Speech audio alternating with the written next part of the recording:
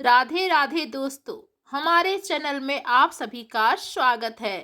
दोस्तों, क्या आप कल्पना कर सकते हैं कि महाभारत के उस महाविनाशकारी युद्ध को, जिसमें करोड़ों योद्धा लड़े और मारे गए, उसी केवल एक अकेला योद्धा मात्र 3 बाणों से समाप्त कर सकता था, और वो भी पलक झपकते ही। जी हाँ दोस्तों, इतिहास में एक ऐसा महाबली भी हुआ जिसकी शक्ति के आगे अर्जुन का गांडीव और कर्ण का विजय धनुष भी फीका पड़ गया था।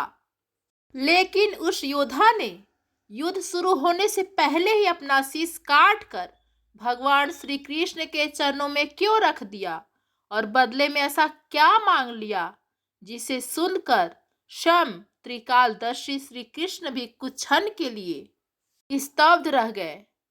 आज की इस वीडियो में हम महाभारत के उस सबसे बड़े अनसुलझे रहस्य और उस महान बलिदान की गाथा सुनेंगे, जिसे सुनकर आपकी आंखों में आंसू और मन में भक्ति का सागर उमड़ पड़ेगा।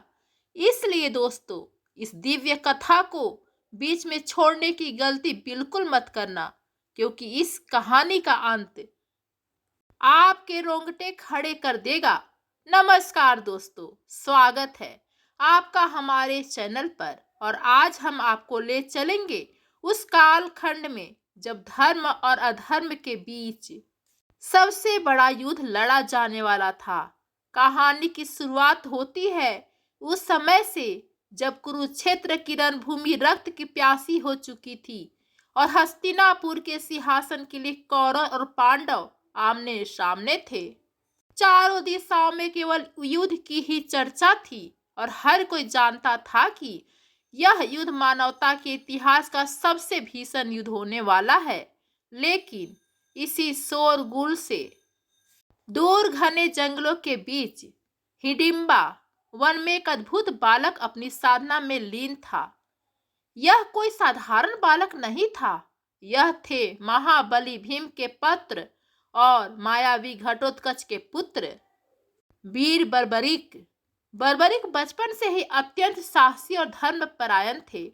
उनकी माता मोरबी, जो कि एक यदुवंशी राजकुमारी थी और जिन्हें अहिलावती के नाम से भी जाना जाता है, उन्होंने बर्बरिक को बचपन से ही शिक्षा दी थी कि बेटा, इस संसार में शक्ति का उपयोग केवल निर्बलों की रक्षा के लिए करना चाहिए। बर्बरिक ने अपनी माता की इस दिशा को अपने हृदय में बसा लिया था। बाल्यावस्था से ही बर्बरिक ने भगवान शिव की घोर तपस्या शुरू कर दी थी।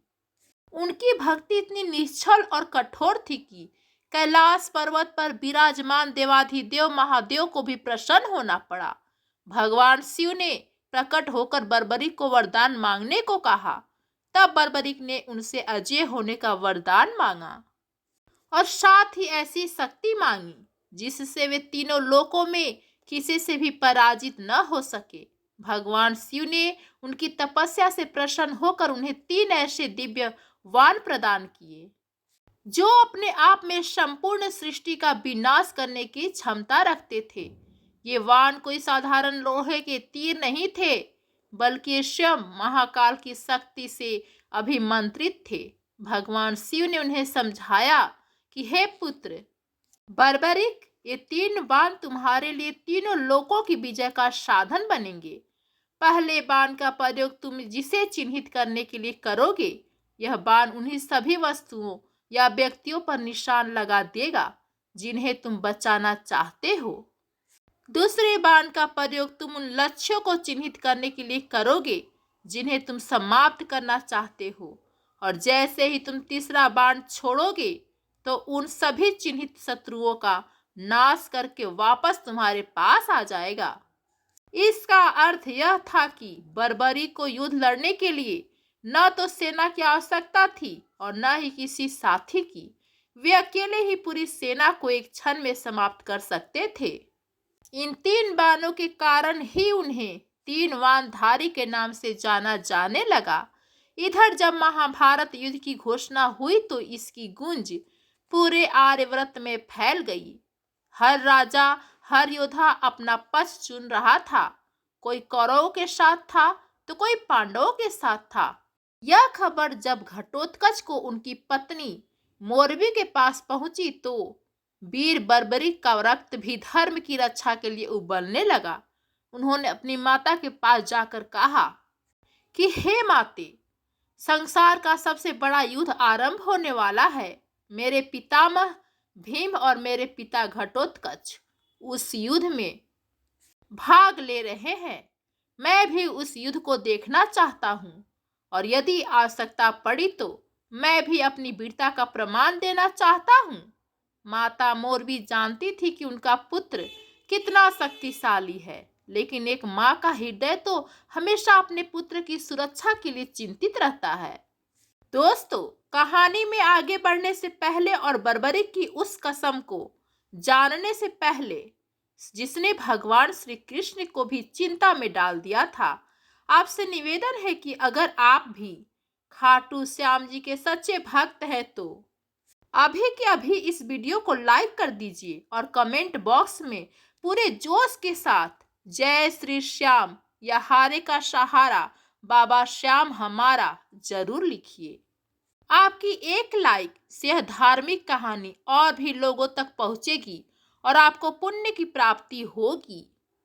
तो दोस्तों, माता मोरवी ने बर्बरिक की उत्सुकता को देखकर उन्हें युद्ध में जाने की आज्ञा तो दे दी, लेकिन उन्होंने बर्बरिक से एक बहुत ही कठिन प्रश्न पूछा। माता ने कहा कि पुत्र, तुम युद्ध में तो जा रहे हो, तुम्हारे पास शिव जी के दिए हुए 3 अजेय वाण भी हैं, लेकिन तुम युद्ध में किसका साथ दोगे? तुम कौरवों की तरफ से लड़ोगे या पांडवों की तरफ से? तब उस समय बर्बरिक ने अपनी माता के चरणों को छूकर एक ऐसा वचन दिया जो आज कलयुग में उनकी पहचान बन गया है। बर्बरिक ने कहा कि हे माते, मैं नहीं जानता कि कौन सही है कौन गलत है। मैं तो केवल इतना जानता हूँ कि मैं एक योद्धा हूँ और मेरा धर्म निर्बलों की रक्षा करना है। इसलिए मैं आपको वचन देता हूँ कि युद्ध के मैदान में जो पक्ष हार रहा होगा मैं उसी का साथ दूंगा, मैं हारे का सहारा बनूंगा। माता मोरवी ने अपने पुत्र के इस न्यायप्रिय विचार को सुनकर उन्हें आशीर्वाद दिया और कहा कि जा बेटा, तेरा यह वचन तीनों लोकों में अमर रहेगा। दोस्तों, बर्बरिक अपने नीले घोड़े पर सवार होकर अपने कंधे पर धनुष और तरकस में वही 3 दिव्य बाण लेकर कुरुक्षेत्र की ओर निकल पड़े। उनका घोड़ा वायु के वेग से बातें कर रहा था और उनका आत्मविश्वास हिमालय से भी ऊंचा था। लेकिन दोस्तों, यहाँ एक बहुत बड़ा पेंच फंस गया था जिसे केवल योगेश्वर श्री कृष्ण ही समझ सकते थे। द्वारका में बैठे श्री कृष्ण ने अपनी दिव्य दृष्टि से देख लिया कि एक महाशक्तिशाली योद्धा कुरुक्षेत्र की ओर आ रहा है और उसने हारे का सहारा बनने की प्रतिज्ञा ली है। श्री कृष्ण भगवान तुरंत समझ गए कि यह प्रतिज्ञा तो धर्म स्थापना के रास्ते में सबसे बड़ी बाधा बन जाएगी। जरा सोचिए दोस्तों, अगर बर्बरिक युद्ध में पहुंच जाते और देखते कि कौरवों की सेना पांडवों पर भारी पड़ रही है और पांडव हार रहे हैं, तो अपने वचन के अनुसार वे पांडव का साथ देते। उनके पांडव की तरफ आते ही उनके 3 बाण कौरवों की सेना का नाश करने लगते और फिर कौरव हारने लगते। जैसे ही कौरव हारने लगते तो बर्बरिक का वचन उन्हें मजबूर कर देता कि वे अब हारते हुए कौरव का साथ दें। तब वे कौरव की तरफ से चले जाते और पांडवों पर प्रहार करते। इस तरह वे पेंडुलम की तरह कभी इधर तो कभी उधर होते रहते और अंत में दोनों पक्षों की पूरी सेना समाप्त हो जाती और केवल बर्बरिक ही जीवित बचते। दोस्तों, यह तो सृष्टि के नियम और धर्म की स्थापना के विरुद्ध हो जाता, क्योंकि पांडवों की विजय ही धर्म की विजय थी। श्री कृष्ण भगवान जानते थे कि बर्बरिक का इरादा नेक है, लेकिन उनकी प्रतिज्ञा का परिणाम विनाशकारी है। श्री कृष्ण भगवान को यह भी ज्ञात था कि बर्बरिक कोई और नहीं बल्कि एक यक्ष का अवतार है, जिनका उद्धार इसी कालखंड में होना लिखा है। श्री कृष्ण भगवान ने अर्जुन और अन्य पांडवों को कुछ नहीं बताया, क्योंकि वे जानते थे कि भीम अपने पौत्र की मृत्यु की बात सुनकर टूट जाएंगे। इधर बर्बरीक तेजी से कुरुक्षेत्र के पास पहुंच रहे थे। उनके आने की धमक से ही प्रकृति में बदलाव आने लगा था। हवाएं तेज हो गई थी और पंछी कोलाहल करने लगे थे। श्री कृष्ण भगवान ने सोचा कि अब समय आ गया है कि इस वीर की परीक्षा ली जाए और इसे इस धर्म संकट से उबारा जाए। भगवान श्री कृष्ण ने तुरंत एक लीला रची। उन्होंने अपना सुदर्शन चक्र और अपना राजसी रूप त्याग दिया और एक अत्यंत साधारण ब्राह्मण का वेश धारण कर लिए। उनके चेहरे पर एक मंद मुस्कान थी, लेकिन आंखों में ब्रह्मांड की गंभीरता छिपी थी। वे कुरुक्षेत्र के बाहरी इलाके में एक विशाल पीपल के पेड़ के नीचे जाकर खड़े हो गए थे, जहां बर्बरीक को गुजरना था। दोस्तों, अगर आप अभी तक इस वीडियो को देख रहे हैं तो आप बहुत ही भाग्यशाली हैं, क्योंकि अब आप उस संवाद को सुनने वाले हैं जो भगवान और उनके सबसे बड़े भक्त के बीच हुआ था।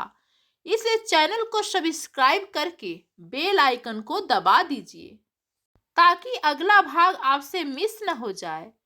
तो हुआ यूं कि जैसे ही बर्बरीक वहां से गुजरे, उन्होंने देखा कि ब्राह्मण देवता रास्ते में खड़े हैं। बर्बरीक संस्कारों से परिपूर्ण थे। उन्होंने अपने घोड़े को रोका और नीचे उतरकर उस ब्राह्मण को प्रणाम किए। उन्होंने कहा, प्रणाम प्रियवर, मैं बर्बरीक हूँ और कुरुक्षेत्र के युद्ध में भाग लेने जा रहा हूँ। कृपा मुझे आशीर्वाद दे। ब्राह्मण वेशधारी श्री कृष्ण भगवान ने बर्बरीक को ऊपर से नीचे तक देखा और हंसते हुए बोले, अरे बालक, तुम देखने में तो बहुत छोटे लगते हो और तुम्हारे पास सेना भी नहीं है। केवल एक धनुष और 3 बाण लेकर तुम इतने बड़े महायुद्ध में क्या करोगे? वहां तो भीष्म पितामह, गुरु द्रोण, कर्ण और अर्जुन जैसे महारथी हैं, जिनके पास लाखों वाणों का भंडार है। तुम इन 3 तीरों से क्या खेल खेलने जा रहे हो? घर लौट जाओ, यह बच्चों का खेल नहीं है। बर्बरीक को अपनी शक्ति पर और भगवान शिव के वरदान पर पूरा भरोसा था। वे तनिक भी क्रोधित नहीं हुए, बल्कि विनम्रता से बोले, हे ब्राह्मण देव, आप मेरे इन बाणों को साधारण समझने की भूल न करें। ये भगवान शिव का प्रसाद है। मेरा एक ही बाण पूरी कौरव और पांडव सेना को समाप्त करने के लिए पर्याप्त है और काम पूरा होने के बाद यह वापस मेरे तरकस में आ जाएगा। तीनों बाणों का प्रयोग तो तब करना पड़ेगा जब तीनों लोगों का विनाश करना हो। श्री कृष्ण भगवान ने मन ही मन बर्बरीक के आत्मविश्वास की सराहना की, लेकिन उन्हें तो बर्बरीक की शक्ति को जग जाहिर करना था और उन्हें उस प्रतिज्ञा से रोकना भी था। इसलिए श्री कृष्ण भगवान ने चुनौती देते हुए कहा, बालक, बातें तो तुम बहुत बड़ी बड़ी करते हो, लेकिन मैं कैसे मान लूं कि तुम्हारी बातों में सत्यता है? यदि तुम वास्तव में इतने शक्तिशाली हो और तुम्हारा निशाना इतना ही अचूक है, तो मेरे मन का एक संशय दूर करो। क्या तुम सामने खड़े इस पीपल के पेड़ के सभी पत्तों को अपने एक ही बाण से भेज सकते हो? बर्बरीक मुस्कुराए और बोले, यह तो मेरे लिए अत्यंत साधारण कार्य है प्रियवर। यदि आपकी यही आज्ञा है तो मैं अभी इसे सिद्ध कर देता हूँ। यह कहकर बर्बरीक ने अपने तरकस से वह पहला दिव्य बाण निकाला और धनुष पर चढ़ाया। उन्होंने आंखें बंद करके भगवान शिव का ध्यान किया। जैसे ही उन्होंने बाण संधान किया, प्रकृति स्तब्ध हो गई, हवा रुक गई और एक अद्भुत तेज उस बाण से निकलने लगा। लेकिन उसी क्षण जब बर्बरीक का ध्यान पेड़ की ओर था, श्री कृष्ण भगवान ने बड़ी चतुराई से अपनी माया का प्रयोग किया। उन्होंने चुपके से उस पीपल के पेड़ का एक पत्ता तोड़कर अपने पैर के नीचे दबा लिए। यह सब इतनी तेजी से हुआ कि बर्बरीक इसे देख न सके। बर्बरिक ने बाण छोड़ दिया। सनसनाता हुआ वह बाण बिजली की गति से पेड़ की ओर बढ़ा और देखते ही देखते उसने पेड़ के एक एक पत्ते को छेद दिया। बाण की गति में इतनी तीव्र थी कि पत्तों के गिरने से पहले उन सब में छिद्र हो चुके थे। पेड़ के सारे पत्तों को भेदने के बाद वह बाण रुका नहीं। वह बाण सीधा श्री कृष्ण भगवान के पैरों की तरफ आया और उनके पैरों के चारों ओर चक्कर लगाने लगा। बर्बरिक यह देखकर हैरान रह गए कि उनका बाण ब्राह्मण के पैरों के पास क्यों मंडरा रहा है। बाण न तो वापस जा रहा था और न ही शांत हो रहा था। तब बर्बरिक अपनी दिव्य दृष्टि से समझ गए कि बाण को अपना लक्ष्य पूरा करने में बाधा आ रही है। उन्होंने ब्राह्मण से कहा कि हे प्रियवर, कृपया अपना पैर हटाइए। लगता है कि मेरे बाण ने उस पत्ते को भी देख लिया है जो आपके पैर के नीचे छिपा है। यह बाण आपके पैर को भेद कर उस पत्ते को छेदना चाहता है। क्योंकि आप एक ब्राह्मण हैं और निरपराध हैं, इसलिए यह बाण आपके पैरों को नहीं छेद रहा है। लेकिन यदि आपने पैर नहीं हटाया तो यह बाण अपनी शक्ति से आपके चरण को भी भेद देगा। श्री कृष्ण भगवान ने बर्बरिक की यह बात सुनकर मन ही मन सोचा कि यह वीर तो वास्तव में अजेय है। अगर यह युद्ध में उतर गया तो मेरी सारी योजनाएं धरी की धरी रह जाएंगी। श्री कृष्ण भगवान अपना पैर हटा लिए और बाण ने उस आखिरी पत्ते को भी भेद दिया और वापस बर्बरिक के तरकस में चला गया। इस चमत्कार को देखकर श्री कृष्ण भगवान का ब्राह्मण रूपी चेहरा गंभीर हो गया। उन्होंने जान लिया कि अब बर्बरिक से दान मांगने का समय आ गया है, एक ऐसा दान जो इतिहास बदल देगा। श्री कृष्ण भगवान बोले, हे वीर, मैं तुम्हारी शक्ति देखकर अत्यंत प्रसन्न हूँ। तुम वास्तव में इस संसार के सर्वश्रेष्ठ धनुधर हो। लेकिन वीर शक्ति के साथ साथ त्याग भी क्षत्रिय का धर्म होता है। मैं एक ब्राह्मण हूँ और तुमसे एक भिक्षा मांगना चाहता हूँ। क्या तुम मुझे वह दोगे जो मैं मांगूंगा? बर्बरिक, जो कि दानी कर्ण की तरह ही उदार थे, उन्होंने बिना परिणाम की चिंता किए तुरंत वचन दे दिया, हे ब्राह्मण देव, मेरे पास जो कुछ भी है, मेरे प्राण भी, सब आपकी सेवा में है। आप मांगिए। एक क्षत्रिय कभी ब्राह्मण को खाली हाथ नहीं लौटाता। बर्बरिक का यह वचन भी वह क्षण था जिसने नियति को बदल दिया। बर्बरिक ने यह नहीं सोचा था कि यह साधारण दिखने वाला ब्राह्मण कोई धन, गाय या राज नहीं मांगेगा, बल्कि कुछ और ही मांगेगा। जैसे ही बर्बरिक ने हाँ कहा, ब्राह्मण वेशधारी श्री कृष्ण भगवान की आंखों में एक चमक आ गई।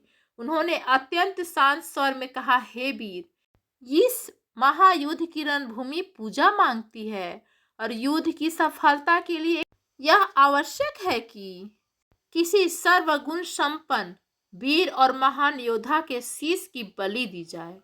और इस समय पूरी पृथ्वी पर तुमसे बड़ा वीर और दानी कोई नहीं है, इसलिए मुझे तुम्हारा शीश चाहिए। इन शब्दों को सुनते ही मानो समय रुक गया।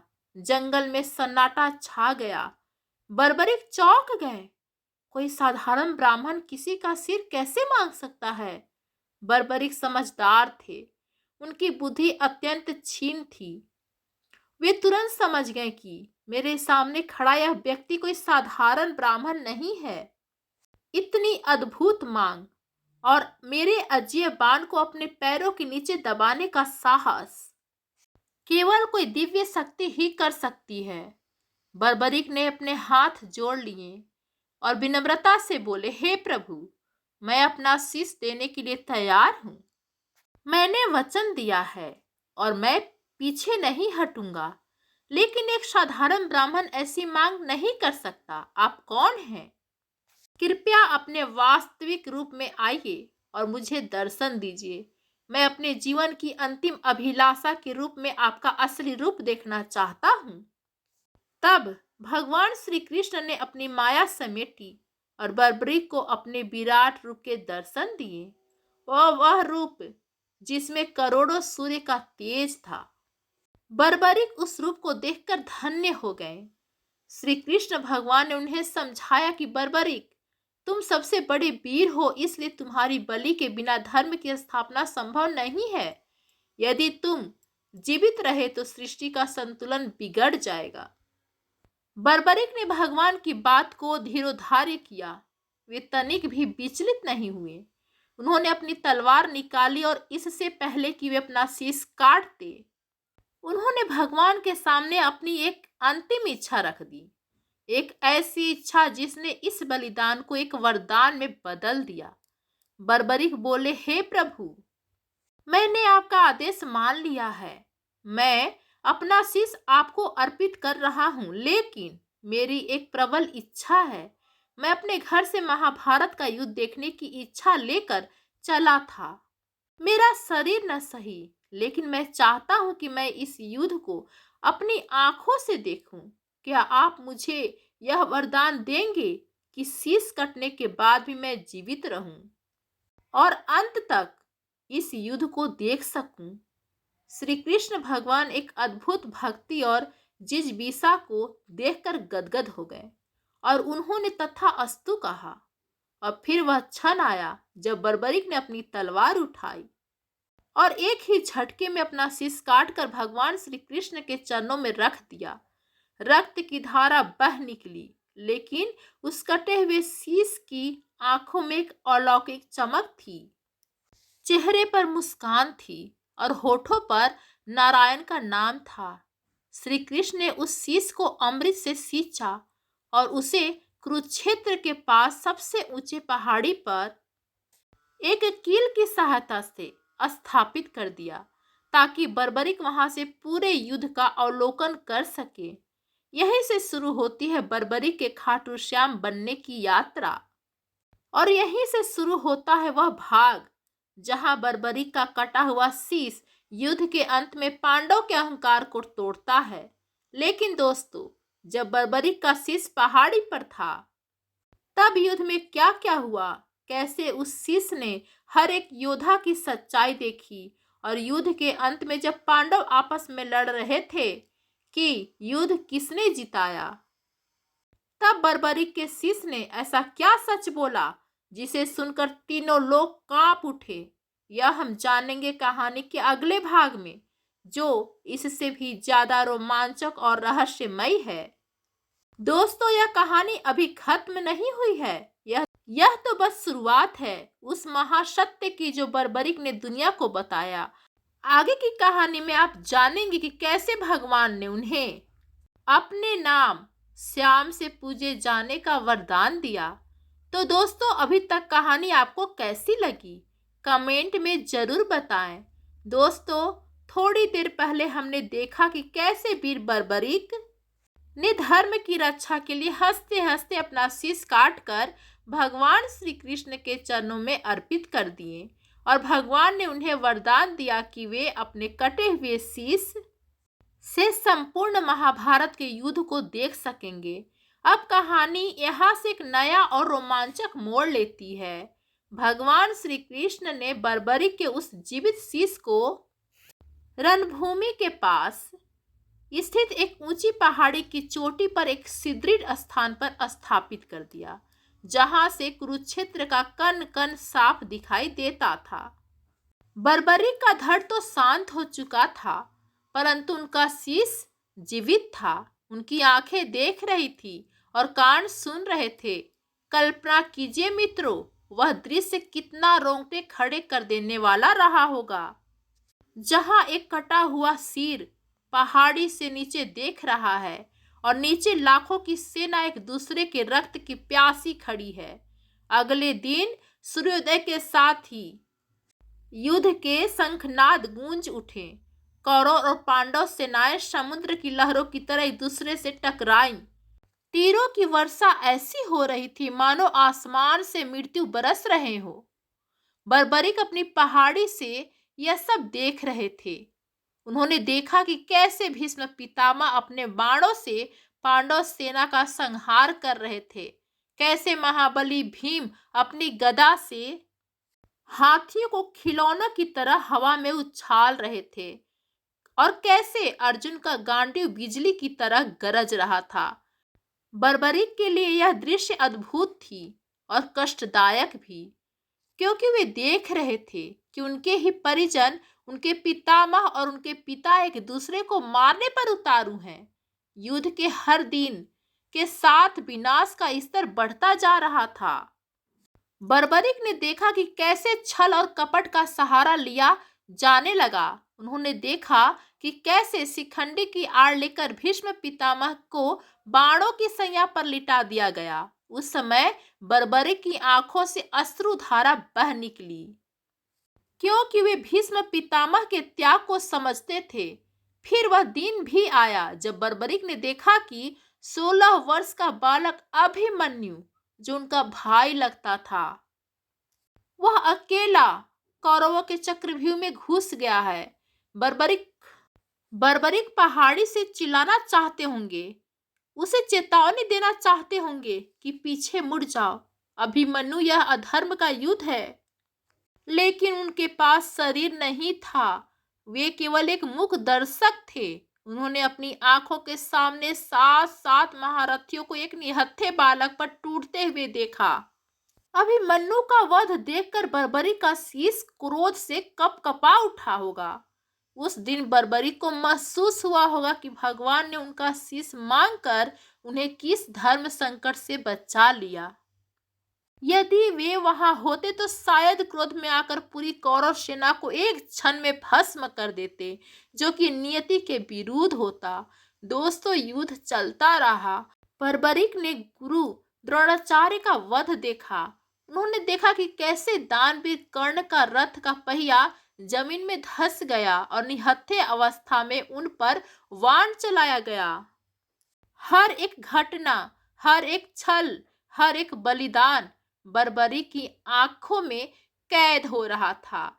लेकिन मित्रों, यहाँ एक बहुत बड़ा रहस्य है जिस पर शायद किसी का ध्यान नहीं गया।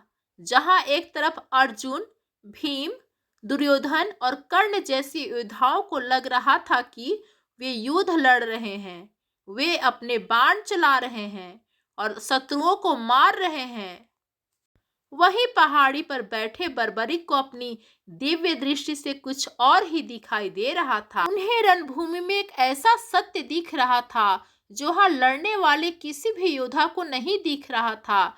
वह सत्य क्या था, यह जानने के लिए दिल थाम कर बैठिए, क्योंकि यही इस कथा का सार है। लेकिन उससे पहले आपसे विनती है कि अगर आप भी धर्म और सत्य की राह पर चलने में विश्वास रखते हैं तो कमेंट बॉक्स में सत्यमेव जयते या जय श्री कृष्ण लिखकर अपनी उपस्थिति दर्ज कराएं और वीडियो को लाइक करना न भूलें।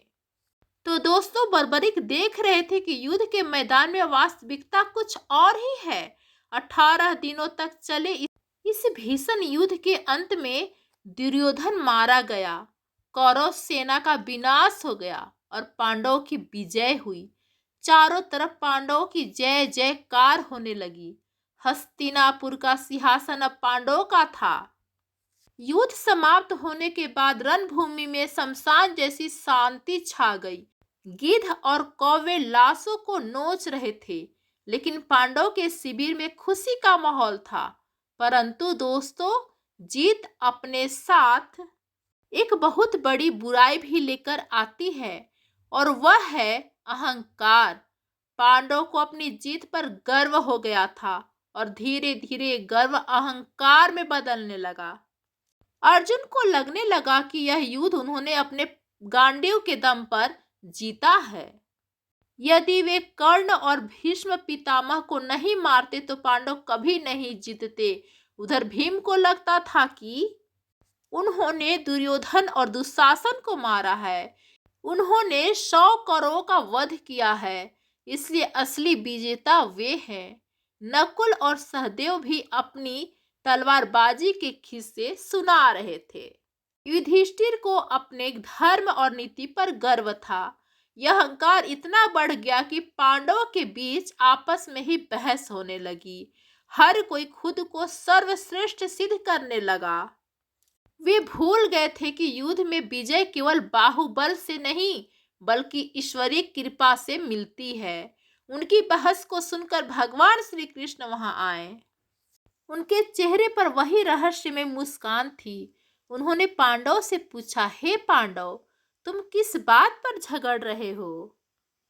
तब अर्जुन ने कहा, केशव, हम इस बात पर चर्चा कर रहे हैं कि इस महाभारत युद्ध का वास्तविक श्रेय किसे जाना चाहिए। मुझे लगता है कि मेरे तीरों ने ही शत्रु का नाश किया है। भीम ने बीच में टोकते हुए कहा, नहीं केशव, मेरी गदा ने गौरव की रीढ़ तोड़ी है।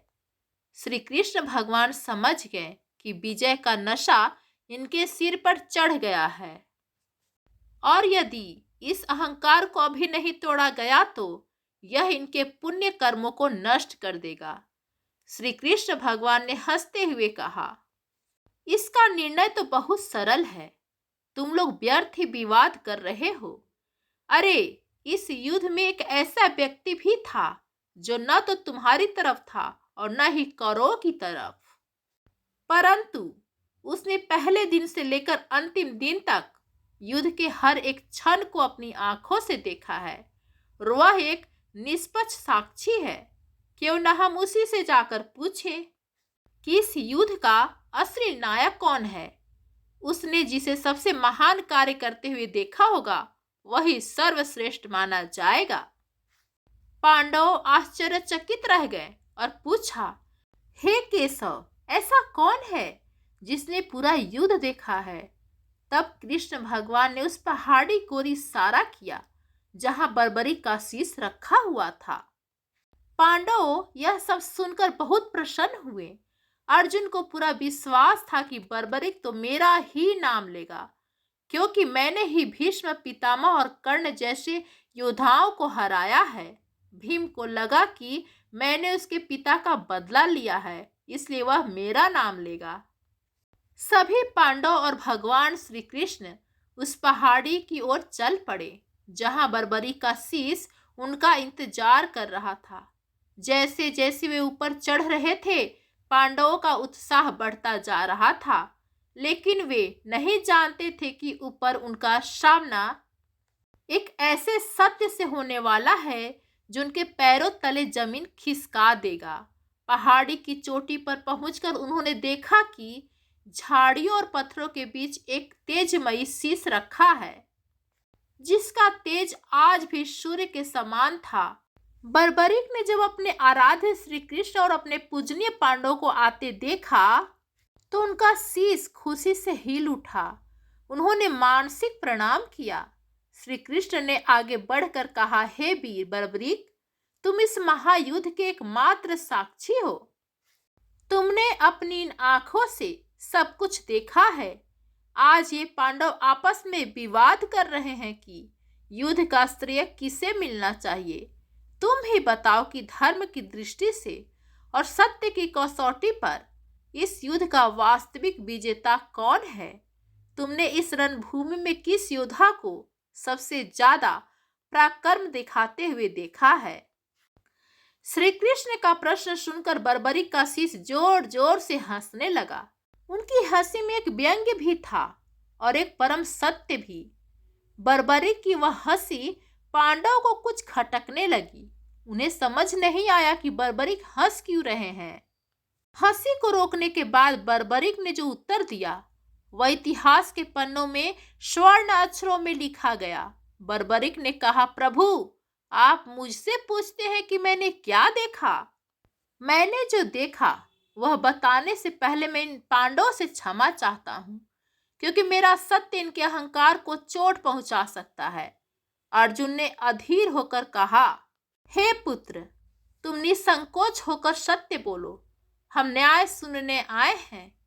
तब बर्बरिक ने अपनी आंखों में एक दिव्य चमक के साथ कहा, हे पितामह अर्जुन, हे पितामह भीम, आप सब कह रहे हैं कि युद्ध आपने लड़ा, आपने शत्रु मारे, लेकिन सत्य तो यह है कि मुझे इस पूरी रणभूमि में न तो अर्जुन का गांडीव दिखाई दिया और न ही भीम की गदा। मुझे तो युद्ध भूमि में कहीं भी आप में से कोई योद्धा लड़ता हुआ दिखाई ही नहीं दिया। यह सुनकर पांडव स्तब्ध रह गए। अर्जुन ने हैरान होकर पूछा, क्या कह रहे हो पुत्र? अगर हम नहीं लड़ रहे थे तो फिर कौरवों को किसने मारा? लाखों की सेना का संहार किसने किया? बर्बरिक ने अगला वाक्य कहा। उसने तीनों लोगों को कपा दिया। बर्बरिक बोले, मैंने देखा कि रणभूमि में केवल एक ही शक्ति थी जो हर जगह विद्यमान थी।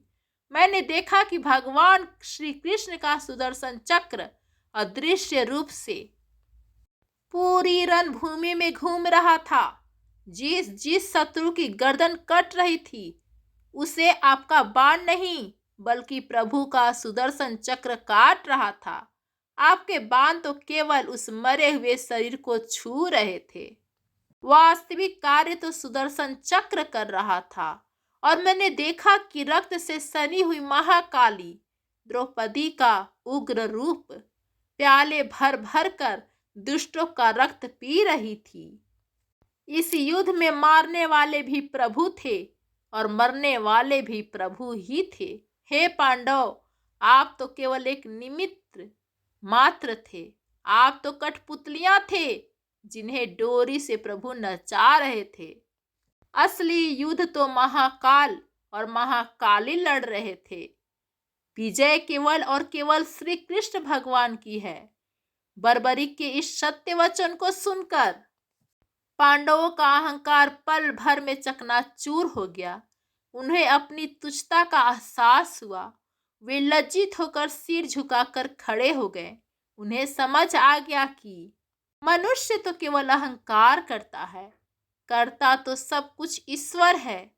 अर्जुन और भीम ने हाथ जोड़कर बर्बरिक को प्रणाम किया और अपनी भूल स्वीकार की।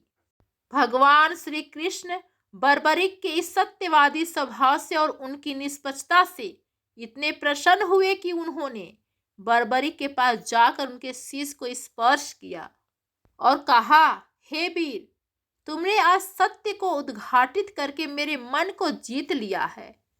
कलयुग में जब धर्म का ह्रास होगा तब भक्त तुम्हें मेरे ही नाम से पूजेंगे।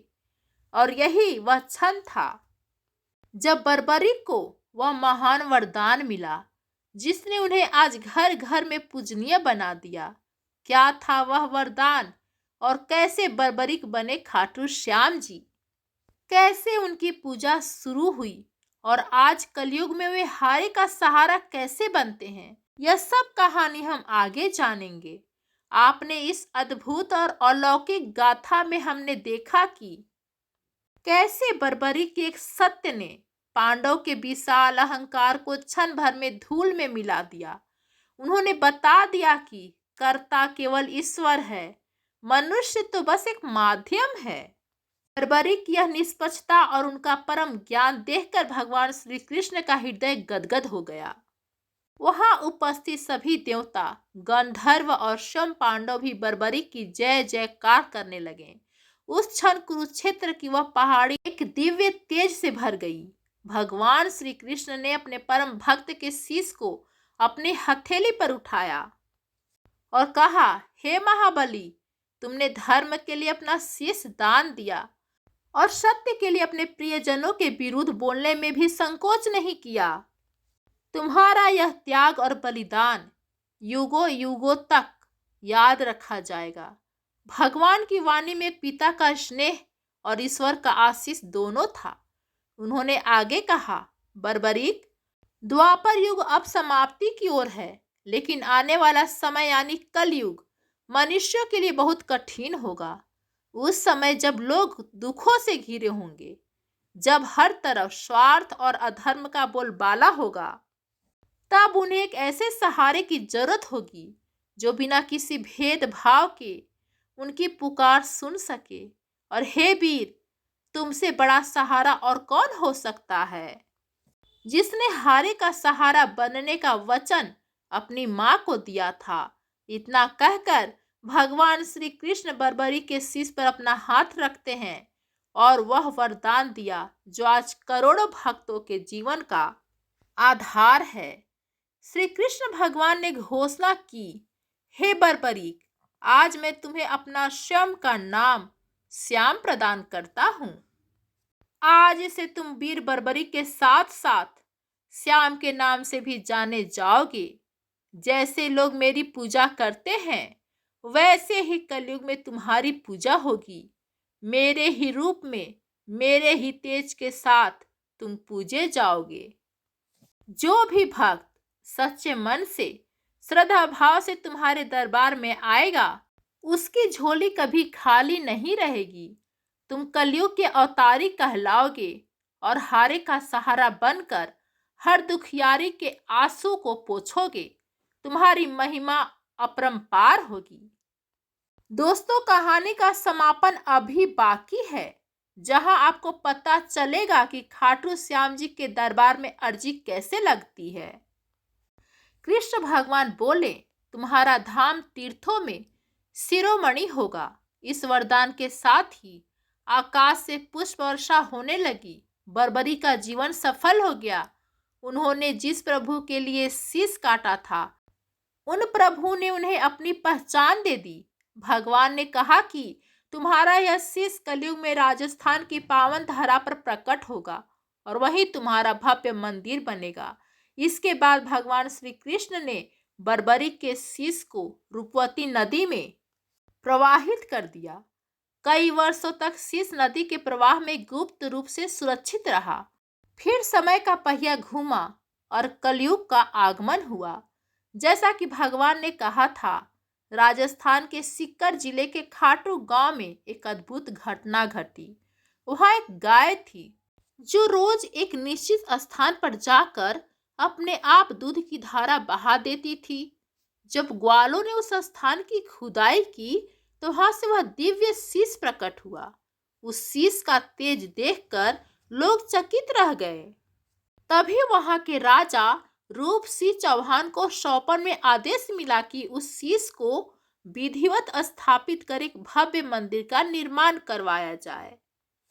राजा ने तुरंत आदेश का पालन किया और कार्तिक शुक्ल एकादशी के दिन उस शीश की प्राण प्रतिष्ठा की गई और इस तरह खाटू गांव में बाबा श्याम का दरबार सजा। आज वही स्थान खाटू धाम के नाम से विश्व प्रसिद्ध है, जहां देश विदेश से लाखों भक्त अपनी अर्जी लेकर आते हैं। दोस्तों, मान्यता है कि बाबा श्याम के दरबार में कोई अमीर गरीब, छोटा बड़ा नहीं होता। यहाँ केवल भाव देखा जाता है। कहते हैं कि जब सारे रास्ते बंद हो जाते हैं, जब इंसान हर तरफ से हार जाता है, तब उसे केवल एक ही चौखट याद आती है और वह है खाटू वाले श्याम की चौखट। इसी वजह से उन्हें लखदातार भी कहा जाता है, क्योंकि वे अपने भक्तों को लाखों करोड़ों का सुख दान करते हैं। उनकी 3 बाणों की आज भी पूजा होती है, जो प्रतीक है कि वे आज भी सर्वशक्तिमान हैं। लेकिन वे अपने बाणों का नहीं, बल्कि अपने प्रेम का प्रयोग करते हैं। तो दोस्तों, बर्बरी की यह कहानी हमें सिखाती है कि त्याग कभी व्यर्थ नहीं जाता। उन्होंने एक शीश दिया और बदले में अमरता पा लिया। उन्होंने प्रभु पर विश्वास किया और प्रभु ने उन्हें अपना स्वरूप दे दिया। अगर आपके जीवन में भी कोई कष्ट है, कोई परेशानी है जिससे आप हार मान चुके हैं, तो निराश मत होइए। बस एक बार सच्चे मन से उस हारे के सहारे को पुकार कर देखिए। बाबा श्याम आपकी उंगली थामने के लिए जरूर आएंगे। तो बोलिए खाटू नरेश की जय, शीश के दानी की जय। दोस्तों, अगर यह कथा ने आपके दिल को छू लिया है और आपकी आंखों में भी बाबा के लिए प्रेम के आंसू आ गए हैं, तो इस वीडियो को ज़्यादा से ज़्यादा शेयर कीजिए। प्लीज दोस्तों, कमेंट में ज़रूर बताइए कि आप लोग को यह कथा कैसी लगी। धन्यवाद दोस्तों।